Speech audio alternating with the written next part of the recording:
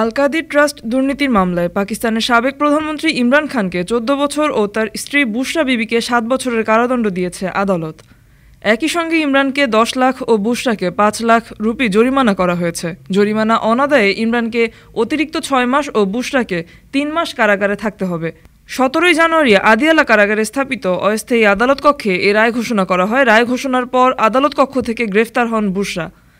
পাকিস্তান তেহরিক-ই-ইনসাফের প্রতিষ্ঠাতা ইমরান খান বর্তমানে রাওয়ালপিন্ডির আদিয়ালা কারাগারে বন্দী। ১৯ কোটি পাউন্ড তছরূপের অভিযোগে তার ও বুশরা বিবির বিরুদ্ধে আল কাদির ট্রাস্ট দুর্নীতি মামলা করেছিল পাকিস্তানের ন্যাশনাল অ্যাকাউন্টেবিলিটি ব্যুরো। মামলায় ২০২৩ সালের মে মাসে ইমরানকে গ্রেফতার করা হয়। আর সাধারণ নির্বাচনের পরপর গত বছরের ২৭ ফেব্রুয়ারি মামলায় ইমরান ও বুশরাকে অভিযুক্ত করা হয়। মামলার অভিযোগে বলা হয়, ইমরান ও বুশরা বাহরিয়া টাউন লিমিটেডের কাছ থেকে কোটি কোটি রুপি এবং অনেক জমি নিয়েছিলেন। ডেস্ক রিপোর্ট, আজ বার্তা, ঢাকা।